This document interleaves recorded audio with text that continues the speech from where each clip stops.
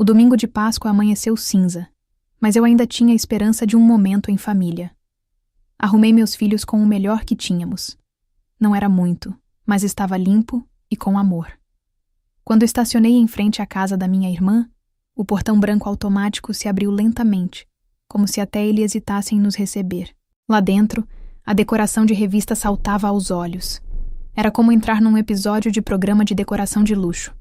Guardanapos de linho, cristais brilhando na mesa e uma trilha sonora clássica preenchendo o ar. Meus filhos sorriram, encantados. Mas eu já sentia algo errado no ar. Minha irmã, Luciana, veio nos receber com um sorriso forçado. Seu olhar desceu dos meus sapatos gastos até a blusa do meu filho mais novo e franziu o nariz discretamente. Que bom que vieram. Mas olha, a sala já está cheia, tá? Vocês podem comer ali na garagem, disse ela, apontando com a cabeça. Fiquei imóvel por alguns segundos. A garagem. Um espaço frio, mal iluminado, com cheiro de desinfetante e restos de tinta nas paredes. Ali tem uma mesinha montada para vocês, mais reservado, sabe? Ela disse, como se nos fizesse um favor. Meus filhos não entenderam. Eu entendi tudo. Claro, respondi, engolindo seco. Sorri. Peguei os pratos e levei as crianças até o canto improvisado. Um ventilador quebrado girava de vez em quando, cuspindo poeira.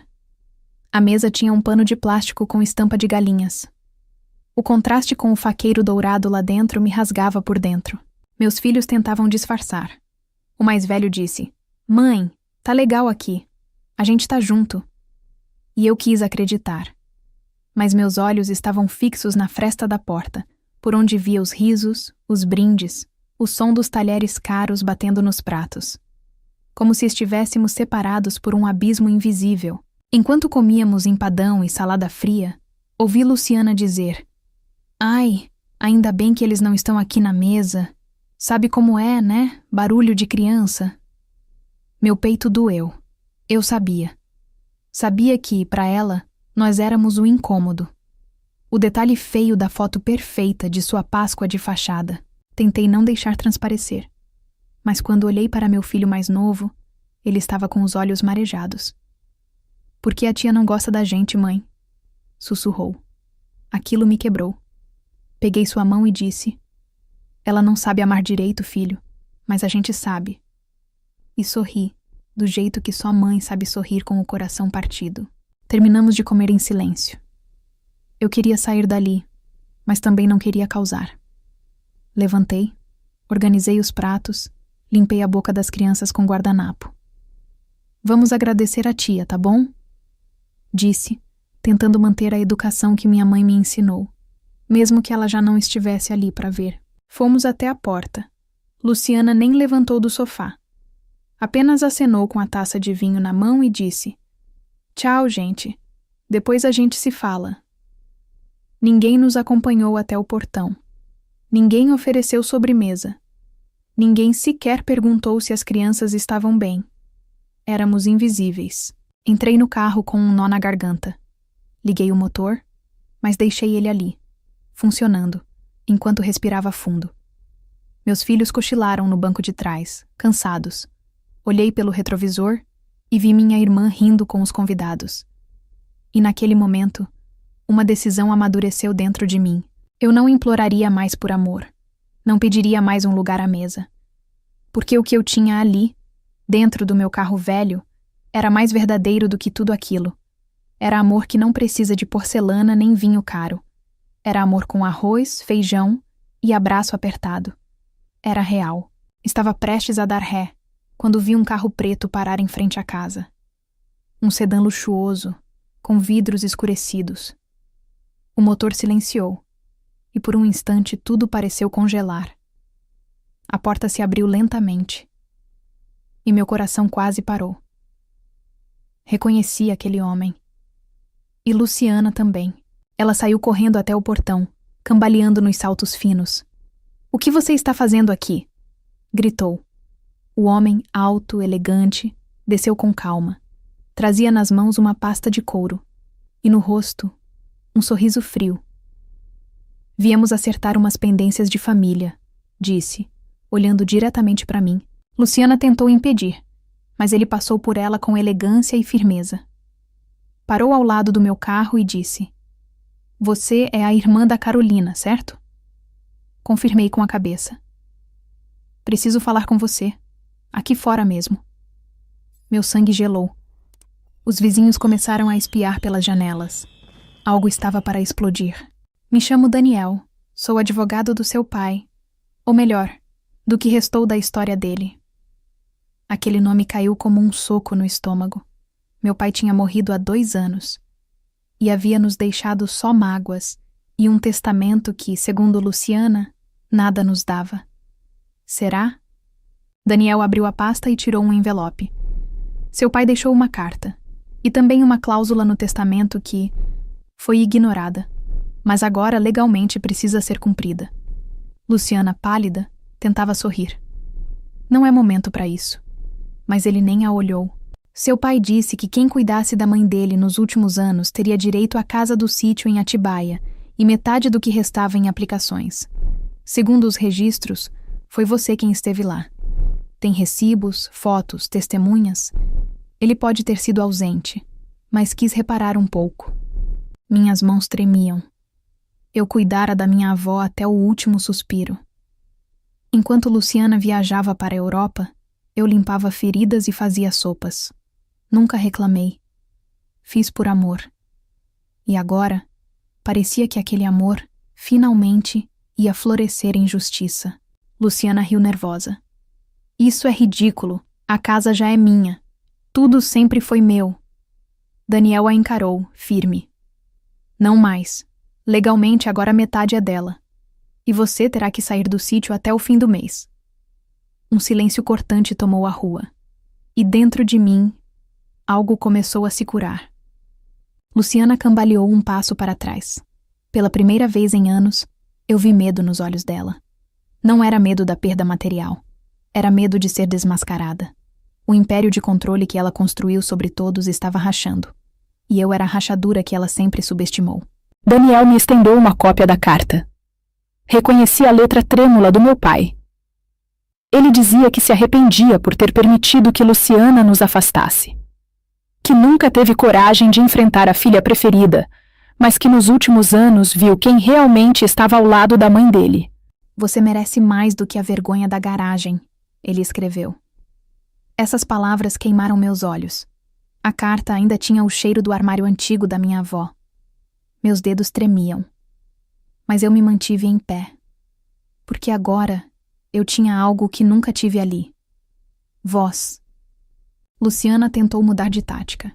Sorriu, tocou meu braço. Mana, vamos conversar com calma? A gente pode dividir sem advogado entre irmãs como sempre foi. Mas eu sabia. Aquilo era o velho teatro dela. E eu já tinha cansado de ser figurante na história dela. Como sempre foi, Luciana? Perguntei com a voz firme. Porque para mim, sempre foi você rindo lá dentro e eu servindo os pratos na cozinha. Você viajando e eu cuidando da avó. Você humilhando e eu aceitando. Hoje, isso acabou. Ela tentou argumentar, mas Daniel interrompeu. Já está judicializado. Não há mais acordo informal possível. Você terá que prestar contas, inclusive, de algumas movimentações financeiras do inventário. A cor dela foi sumindo do rosto, como se o sangue desistisse de defendê-la. Fui embora sem olhar para trás. As crianças ainda dormiam, alheias à mudança que havia acabado de acontecer. Mas dentro de mim, algo despertou. A dor antiga estava sendo lavada por uma verdade simples. Eu sempre fui suficiente.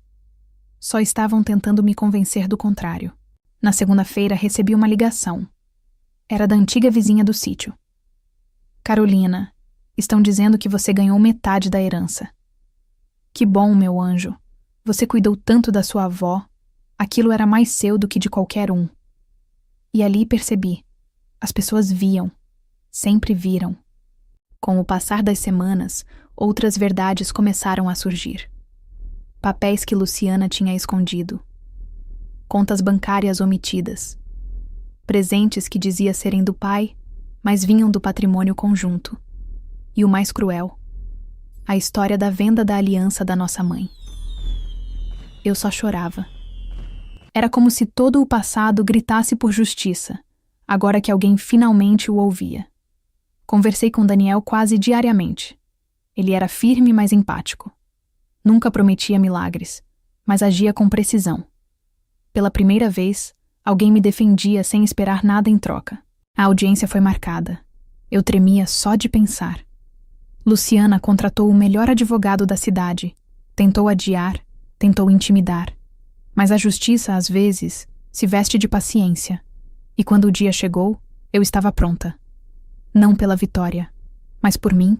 Entrei no fórum de Jaú como quem pisa em um templo sagrado. Meus pés estavam firmes. Minhas mãos seguravam as fotos da avó, os recibos dos medicamentos, as mensagens de agradecimento dos vizinhos. Não eram provas jurídicas, mas eram provas de amor. E isso, ninguém tira. Luciana estava impecável.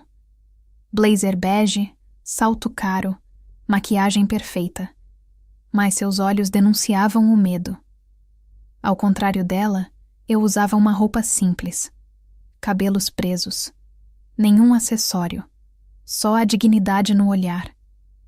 E a fé de que aquela história precisava mudar de rumo. Quando o juiz perguntou por que eu não havia contestado antes, fui sincera. Porque fui ensinada a aceitar. Porque ser invisível era mais seguro do que enfrentar. Mas chegou um dia em que meu filho me perguntou por que a tia não gostava da gente.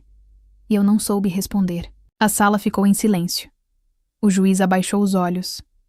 E eu continuei. Eu não quero mais a casa só pelo bem material. Eu quero porque ela carrega o cheiro da minha avó. O som da chaleira assobiando. O quarto com cobertor grosso e a janela que range. Aquilo é minha história. Luciana bufou. Disse que tudo era drama, que eu estava me fazendo de vítima. Mas o juiz pediu silêncio. E Daniel com firmeza apresentou os documentos. A divisão já não era só possível, era inevitável.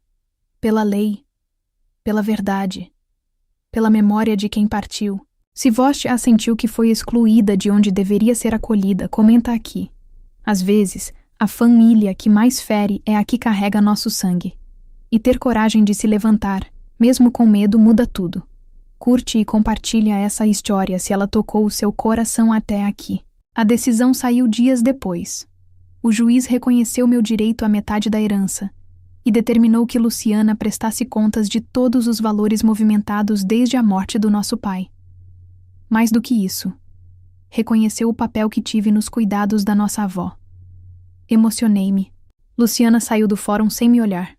Pela primeira vez, sem plateia, sem controle, sem máscara. E naquele vazio eu entendi. Quem humilha, no fundo, tem medo de ser exposto. E ela, naquele dia, foi despida da arrogância que sempre a protegeu. Voltei para casa e sentei com meus filhos na varanda. Mãe, agora a gente pode ir naquela casa do lago? Perguntou o mais velho. Sorri. A gente vai, filho. Mas mais do que ir, agora ela é nossa. Porque ninguém pode tirar o que foi construído com amor. Nos dias que seguiram, eu voltei àquela casa do lago. Levei meus filhos comigo. O mato estava alto, as janelas empoeiradas, mas o coração estava em festa. Cada cômodo guardava um eco de infância que, por anos, eu achava que tinha sido enterrado. A cozinha ainda tinha o azulejo florido, o mesmo onde minha avó me ensinou a fazer bolo de fubá. Meus filhos riam, pulavam no sofá velho como se fosse castelo. E ali, sem luxo, sem ninguém assistindo, eu entendi o que é riqueza de verdade. Comecei a reformar aos poucos. Não tinha muito dinheiro, mas cada parede pintada parecia cicatrizar uma dor antiga. Amigos da vizinhança apareceram. Ajudaram com o telhado, com os canos, com doações. Você merece esse recomeço, Carol, diziam. E eu chorava em silêncio. Luciana, claro, não ficou em silêncio. Começou a espalhar que eu tomei tudo na justiça. Disse que fui ingrata, que a destronei. Mas as palavras dela já não me perfuravam. Quando a mentira perde o palco, ela grita no vazio. E ecoa só para quem ainda quer acreditar nela. Daniel me ligou em uma noite de chuva. Carol, só queria te avisar, os valores escondidos já foram bloqueados e você pode abrir um processo à parte por danos morais. Eu respirei fundo. Pela primeira vez, a justiça não era um sonho distante. Era real. E estava ao meu lado. Pensei muito antes de processá-la novamente. Não por medo, mas por exaustão. Eu só queria paz. Mas aí lembrei da minha avó, dormindo sem remédio porque a neta rica dizia que era caro. Lembrei das noites frias sem gás, enquanto Luciana comprava bolsas de grife. E decidi. Sim, a segunda ação começou. A cada audiência eu ficava mais firme, mais dona da minha própria história. Vi advogados tentando distorcer os fatos, vi Luciana chorar com uma raiva ensaiada, mas eu permaneci inteira. Porque a verdade, mesmo calada por anos, não esquece o caminho. As crianças cresceram vendo tudo. Nunca escondi deles. Queria que aprendessem a lutar com dignidade. A mais velha um dia disse: Mãe, você parece aquelas heroínas de novela, só que sem script. Eu ri, porque ser mãe, ser mulher, ser forte, é tudo isso junto, e mais. No Natal seguinte fizemos a ceia na casa do lago. Mesa simples, luz de velas, um presépio feito de papelão. Amigos, vizinhos e até antigos colegas de trabalho apareceram. Não havia taças de cristal, mas havia algo que eu nunca tive antes: pertencimento. Recebi uma mensagem anônima naquela noite. Você venceu. Mas não se esqueça, algumas pessoas só sabem amar do jeito torto que aprenderam. Não respondi, mas fiquei pensando. Será que Luciana sabia amar? Ou será que só sabia vencer? Em janeiro, fui chamada para uma entrevista em uma escola. Queriam alguém que soubesse lidar com crianças em vulnerabilidade. Quando contei minha história, a coordenadora chorou. Você vai ser mais que uma educadora aqui, Carolina. Vai ser exemplo. Comecei a trabalhar ali semanas depois. Era cansativo, exigente, mas me preenchia. Aquelas crianças com olhares perdidos e corações partidos me viam. E eu via nelas a menina que um dia comeu panetone na garagem, fingindo que estava tudo bem. Luciana, nesse tempo, sumiu das redes sociais. Amigos em comum diziam que ela estava reclusa, vivendo em um apartamento pequeno, tentando manter as aparências. Eu não desejava o mal dela. Só queria que ela parasse de me ferir. E de ferir quem amava. Um dia, recebi uma carta. Escrita à mão, com caligrafia firme. Era da Luciana. Dizia que não esperava perdão, mas queria dizer que me invejava, que desde pequena via em mim uma força que ela nunca teve, e que por isso tentou me diminuir, para se sentir maior. Demorei dias para processar aquilo. Chorei, não de raiva, mas de luto, porque no fundo eu ainda queria uma irmã, uma parceira de vida, mas entendi que algumas relações não se curam, elas apenas se encerram. E esse encerramento também é cura. Respondi a carta. Curta. Desejo que você encontre paz, Luciana, porque hoje eu encontrei a minha. Não desejei mal. Não desejei volta. Só desejei que, enfim, cada uma trilhasse seu caminho sem ferir o da outra. Na escola, as crianças me chamavam de Tia Carol do abraço apertado.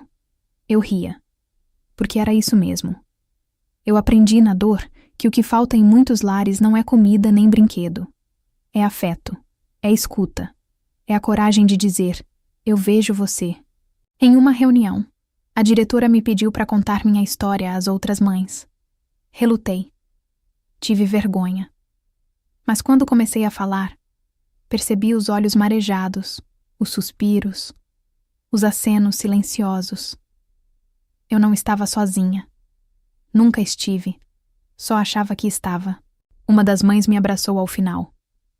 Você me deu força para sair da casa do meu irmão. Ele me humilhava igual sua irmã. Eu achei que era normal, mas não é. Nunca foi. E ali, entendi. A minha história, por mais dolorida, era também ponte para outras mulheres. Na saída da escola, naquele dia, meus filhos correram até mim. Mãe, tem lanche de cenoura hoje? Eu ri. Tem, sim. E olhei para o céu, onde uma nuvem parecia formar o rosto da minha avó. Senti um calor no peito, porque apesar de tudo, eu venci. E venci do meu jeito. Meses depois, fui convidada para participar de uma roda de conversa no CRAS do bairro. Era sobre vínculos familiares e superação. Fiquei nervosa, mas quando comecei a falar, percebi algo bonito. Minha voz não tremia mais. Ela era firme, segura, curada. Contei sobre a Páscoa da garagem, sobre o pão frio, o olhar triste dos meus filhos, a dor que parecia insuportável. Vi uma senhora chorar. Depois ela me disse: passei por isso com a minha cunhada, e até hoje nunca contei pra ninguém. Aquilo me tocou fundo. Percebi que tem muita mulher engolindo humilhação calada, achando que merece pouco, que a ingrata se reclama. Eu fui essa mulher. Até o dia em que entendi: quem me trata como invisível não me merece por perto. O amor verdadeiro nunca precisa excluir. Certo domingo, levei meus filhos ao Parque Vila Lobos. Sol forte, pipoca, risada solta. Quando olhei em volta, percebi que não estava mais procurando olhares de aprovação. Eu não queria mais provar meu valor para ninguém. Minha paz não dependia mais de plateia. Na volta, passamos em frente à antiga casa da Luciana. Estava à venda. Portão fechado, jardim seco, janelas tristes. Engraçado. Aquela casa que parecia um castelo agora exalava abandono. Porque o que sustenta um lar não é o mármore. É o afeto. Um vizinho nos reconheceu e veio conversar. Carol, sua irmã perdeu tudo. Diz que foi injustiça. Eu apenas sorri. Não era meu papel julgar. O tempo se encarrega. E o tempo é um juiz silencioso, mas implacável. Ele não aceita subornos. Certa manhã, minha filha mais nova me disse: mãe, quando eu crescer, quero ser igual a você. Forte e do bem. Eu segurei o choro, porque por muitos anos achei que estava falhando. Mas naquele instante, entendi. Eu estava construindo legado. Comecei a escrever tudo. Cada detalhe, cada lembrança. Queria deixar registrado, não só para mim, mas para outras mulheres que, como eu, foram mandadas para a garagem enquanto a festa seguia sem elas. E eu prometi. Nunca mais me calo. Enviei meu relato para uma editora pequena, indicada por uma amiga, sem muitas esperanças. Mas 2 semanas depois, recebi uma ligação. Carolina, sua história nos comoveu. Queremos publicar. Eu tremi. Era como se cada dor agora tivesse virado semente. O livro saiu meses depois. A Ceia na Garagem. A capa era simples, com uma cadeira de plástico vazia sob uma luz fraca. E mesmo assim, esgotou a primeira tiragem em 3 dias. Muita gente se viu ali, porque a dor da rejeição é silenciosa, mas universal. Fui chamada para dar entrevista na rádio local, depois na TV. Gaguejei um pouco no começo, mas logo lembrei de tudo o que superei. E falei com verdade. Não tinha diploma de escritora, mas tinha vivência. E quem vive, tem o que dizer. Luciana soube do livro. Enviou outra carta. Dessa vez, curta. Doeu ler, mas eu precisava. Eu apenas respirei. E entendi que, às vezes, a dor não serve para punir. Serve para acordar. E talvez, mesmo sem intenção, eu tivesse plantado um sinal de mudança. Fui convidada para eventos, rodas literárias, palestras. Mas eu sempre dizia: não sou heroína, só parei de aceitar migalhas. Isso tocava as pessoas, porque no fundo, muita gente só precisa de permissão para se levantar. E às vezes, essa permissão é um exemplo. Se você já viveu algo parecido, se já te mandaram para a garagem da vida, comenta aqui. Eu achei que era a única, mas tem tanta gente passando por isso em silêncio. Compartilha essa história. Vai que ela chega em alguém que está precisando de coragem hoje. Certo dia, em um evento de mulheres empreendedoras, uma jovem se aproximou e disse: li seu livro no abrigo onde morei. Você me fez querer viver de novo. E eu desabei. Porque às vezes, uma história salva uma vida. E eu nunca imaginei salvar ninguém. Recebi uma mensagem inesperada. Era da administradora da escola da infância. Queria convidar para dar uma palestra lá. Voltar naquele lugar, depois de tudo, parecia simbólico demais. Mas aceitei. Com o coração acelerado e a alma em paz. Cheguei no auditório e reconheci cada canto. O cheiro do chão encerado, as paredes amarelas, o palco onde um dia fui invisível. Mas agora, não mais. Fui anunciada como escritora, mãe e educadora. A plateia aplaudiu, e eu segurei o choro com dignidade. Na primeira fileira, vi uma professora que um dia me ignorou. Nossos olhos se cruzaram, e ela abaixou o olhar. Não por vergonha, mas por respeito.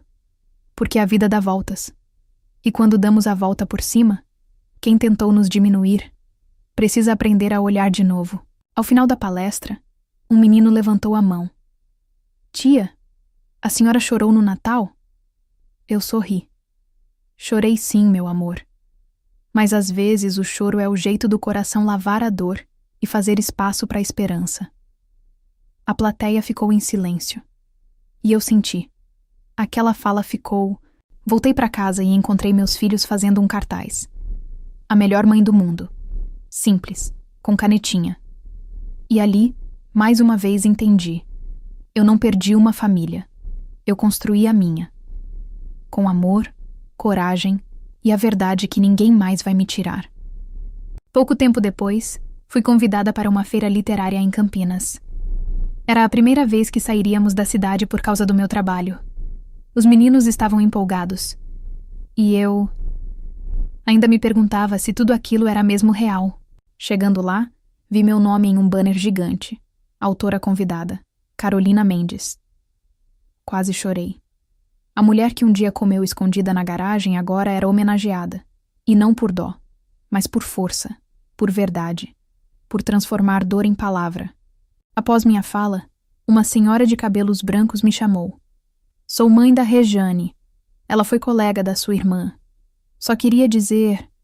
Elas riram de você por muito tempo, mas agora choram por não ter sua coragem. E me abraçou, sem mais palavras. À noite, no hotel simples que conseguimos, fiquei olhando meus filhos dormirem. Lembrei da noite em que fui embora daquela casa, com o coração em pedaços. E agora, eu estava inteira. Talvez com algumas cicatrizes, mas inteira. Finalmente. Certa tarde recebi uma ligação inesperada. Era Luciana, minha irmã. A voz estava baixa, tremida. Carol, posso te ver? Respirei fundo. O coração apertou. Depois de tudo, ela me procurava? Por que agora? Mas aceitei. Pela última vez, nos encontramos em uma cafeteria em Santo André. Ela estava abatida, bem diferente da mulher que um dia me expulsou para a garagem. Eu perdi tudo: empresa, casa, amigos, até meu marido. Eu só escutei, porque aprender a ouvir também é cura. Ela disse que leu o livro, que chorou, que se envergonhou e que pela primeira vez entendeu o que tinha feito. Eu não sabia que doía tanto, que os olhos das crianças estavam dizendo tanto. Eu respirei fundo. Luciana, agora sabe, ela me pediu perdão, de verdade, não com justificativas, mas com humildade. Não quero reatar o passado, Carol. Só precisava te dizer que você venceu. E eu fiquei para trás. E eu entendi. Não era um pedido de reconciliação. Era de paz. Saí daquele café em silêncio. Sem promessas. Sem novas alianças. Mais leve. Porque às vezes, o que a gente precisa não é da aprovação da família. É da coragem de seguir sem ela. E ainda assim, amar. Amar de um jeito novo, sem se perder. Na volta para casa, parei no farol da Avenida Paulista. Um grupo de crianças vendia balas. Um deles veio até mim. Moça, você tá chorando? Eu sorri. Tô sim, mas é choro bom. Ele sorriu de volta. Então fica com uma bala. É por conta da casa. Em casa, recebi uma carta do Ministério da Educação. Meu livro havia sido incluído em um programa de leitura em escolas públicas. Era oficial. A história que nasceu de uma humilhação agora era instrumento de ensino. Eu chorei. De novo. Liguei para minha antiga professora do fundamental, a mesma que me ignorava na escola. Professora Rita, lembra de mim?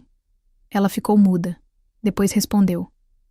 Carolina, eu li seu livro e quero pedir desculpas. Era o tempo, mais uma vez, girando. Ela me convidou para voltar à escola e conversar com os professores, ensinar como enxergar o invisível. Fui. Com o coração apertado, mas com um propósito: impedir que outra criança fosse empurrada para o canto, para o silêncio, para a solidão. Depois da palestra, uma jovem professora me puxou de lado. Eu fui essa criança. Cresci achando que não valia nada. Mas hoje, depois de te ouvir, prometo, nenhuma criança minha será deixada de lado. E eu soube. A corrente estava formada. Fui convidada a escrever uma coluna mensal num jornal comunitário. Ali, toda semana, eu contava histórias reais de mulheres esquecidas. A garagem virou símbolo de todas as vezes que nos tiraram da sala, mas também do lugar de onde renascemos.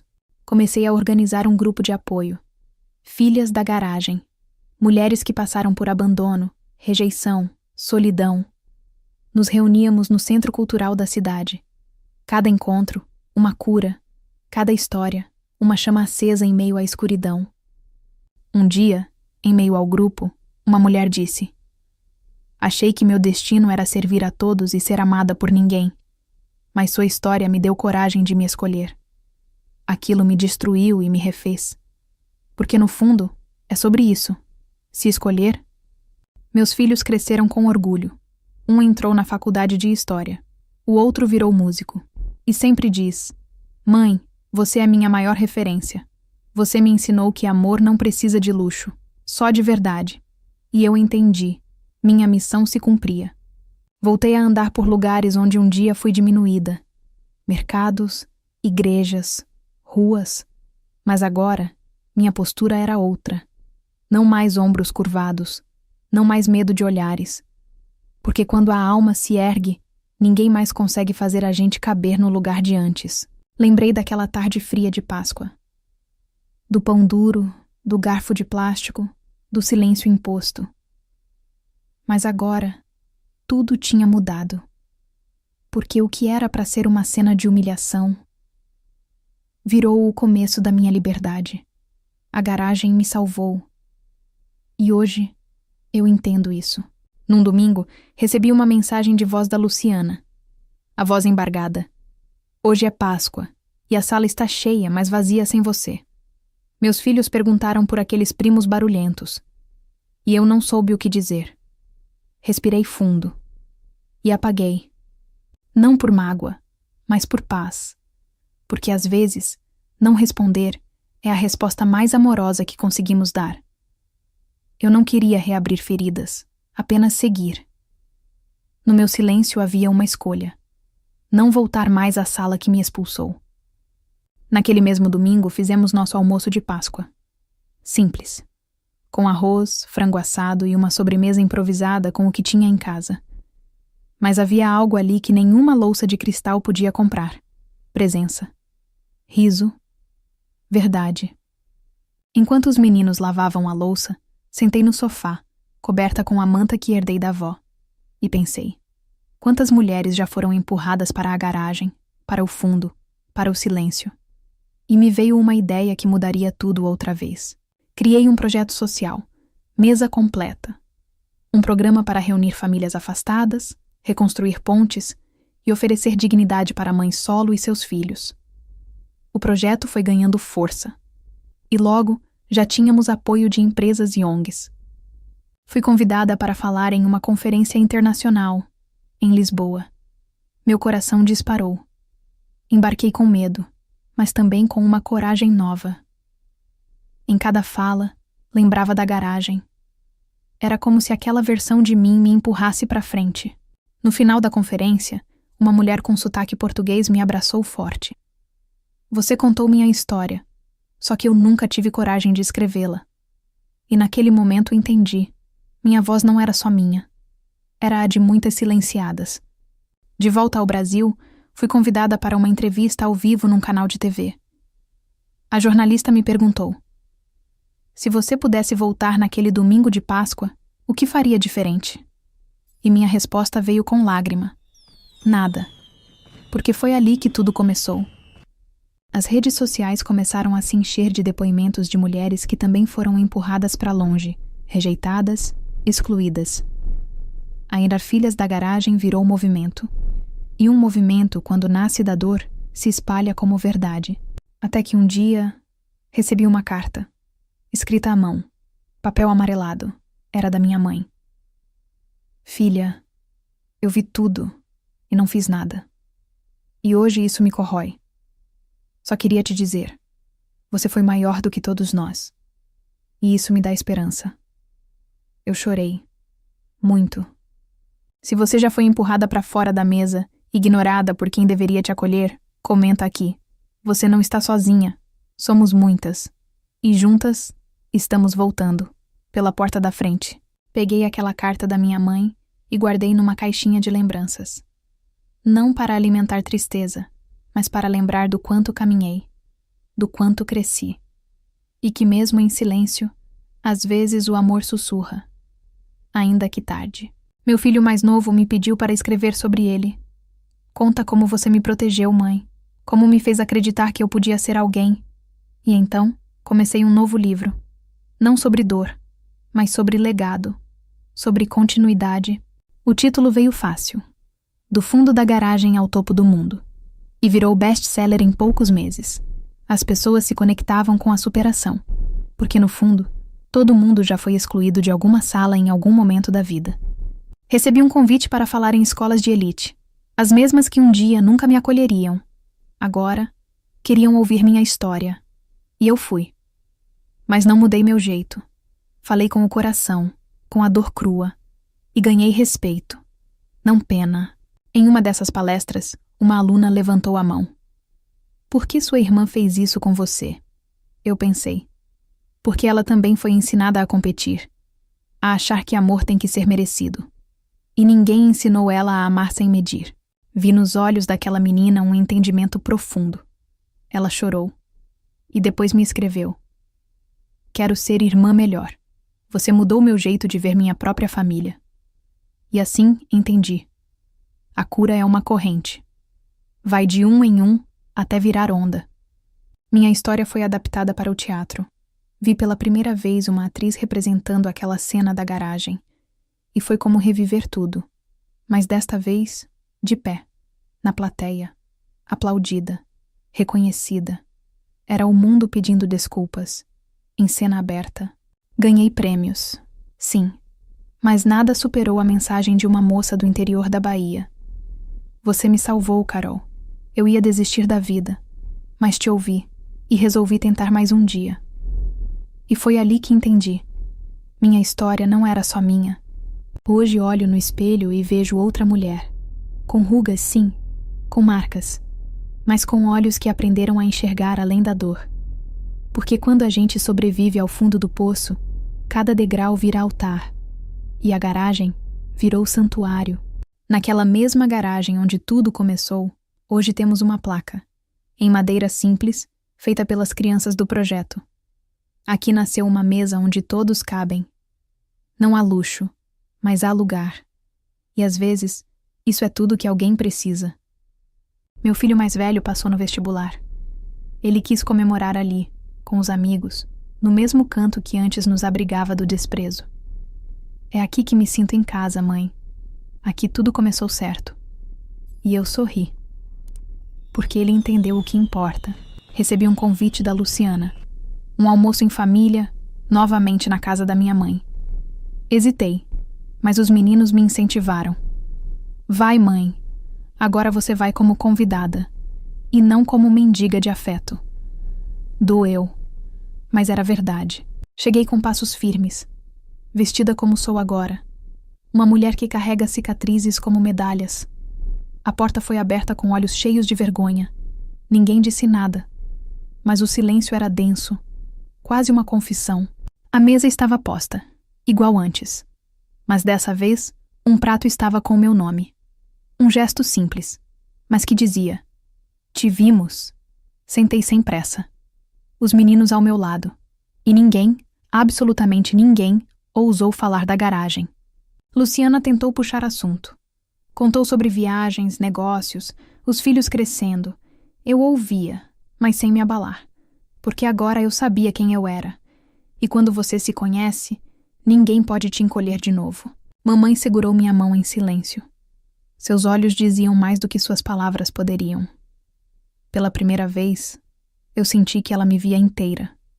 Não mais como a filha que deu trabalho, mas como mulher que virou referência. Ao final do almoço, tirei uma foto da mesa. Postei com a legenda: "Algumas feridas cicatrizam, mas nunca esquecem. O perdão vem, mas o respeito precisa ser reconstruído." A publicação viralizou, porque era verdade. Daquele dia em diante, entendi. O perdão não significa voltar a confiar. Significa apenas que você não vai mais carregar o veneno do outro dentro de si. Eu estava leve, finalmente. E a garagem ficou no passado. Reuni todas as mulheres do projeto, mesa completa, para uma celebração. Cada uma trouxe um prato e uma história. Rimos, choramos, brindamos. Era como ver várias versões minhas ali, se curando juntas, sem culpa. Convidei uma jornalista que acompanhava o movimento desde o começo. Ela chorou enquanto comia o arroz com o ovo de uma das mulheres. Disse: "Isso aqui é revolução. Sem armas, só com afeto e dignidade." E eu concordei. Fui indicada para receber uma medalha de honra ao mérito por atuação em causas sociais. A cerimônia seria no Congresso Nacional. Lembrei da menina na garagem, do prato plástico e de como a vida é mesmo feita de voltas inesperadas. No discurso falei pouco, mas cada palavra veio de dentro. Que ninguém precise passar pela exclusão para descobrir sua força. Mas, se passar, que encontre abrigo. Porque dor compartilhada vira ponte, não muro. A plateia levantou. Aplausos longos. E ali percebi. Eu tinha vencido. Não sobre os outros, mas sobre o que eles tentaram fazer comigo. Porque a vitória mais bonita é quando você não precisa diminuir ninguém para crescer. Voltei para casa em silêncio. Não queria festa. Só sentei no sofá com meus filhos aos pés e o coração em paz. Porque às vezes, a maior conquista é não desejar mais provar nada para ninguém. O menino que um dia comeu pão com margarina no frio agora me chama de inspiração. E eu? Só queria que ele soubesse que nunca foi sobre fama ou resposta. Sempre foi sobre amor. E sobre não desistir da gente mesma. Caminhei pela rua e vi uma mãe sentada com os filhos num degrau. Me aproximei, sentei ao lado e perguntei: "Tudo bem?" Ela chorou, me reconheceu e disse: "Achei que ninguém via a gente." E eu respondi: "Agora eu vejo e te escuto." Comecei a escrever outro livro. Não sobre mim, mas sobre elas. As anônimas, as caladas, as esquecidas. Porque toda mulher que foi empurrada para a garagem merece ter sua história contada e celebrada. Enviei um exemplar do primeiro livro para minha irmã. Sem dedicatória. Só um marcador na página onde conto sobre aquele dia. Não como vingança, mas como lembrança. Porque quem esquece do que fez, repete. Ela respondeu com uma mensagem curta. Li e chorei. Me perdoa por ter te feito acreditar que você valia menos. Você sempre foi maior do que eu podia enxergar. Guardei. Não como reconciliação, mas como reparo. Fui até a garagem da antiga casa. Estava reformada, agora usada como depósito. Fiquei alguns minutos ali, parada, em silêncio. Fechei os olhos e agradeci. Não pelo que vivi, mas pelo que transformei daquilo que tentaram me tirar. A dor daquela Páscoa virou raiz de um novo tempo. Porque às vezes, o desprezo nos planta onde jamais floresceríamos por escolha própria. Mas florescemos. E isso é o que mais incomoda quem tentou nos apagar. Meus filhos, hoje adultos, falam daquele dia como o marco da nossa história. Ali a gente aprendeu a se escolher, né, mãe? Disseram num almoço simples, no quintal de casa. Eu apenas assenti, com os olhos marejados.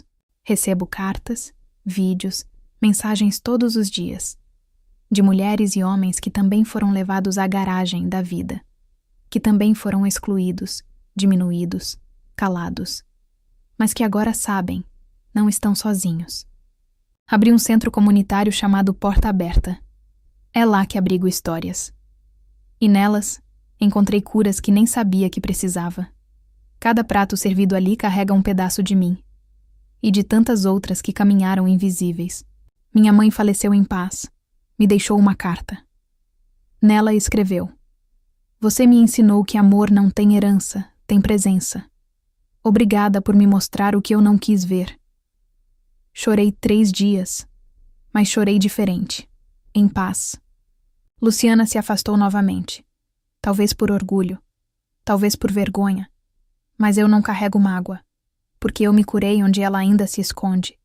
E isso, por mais doloroso que seja, não depende mais de mim.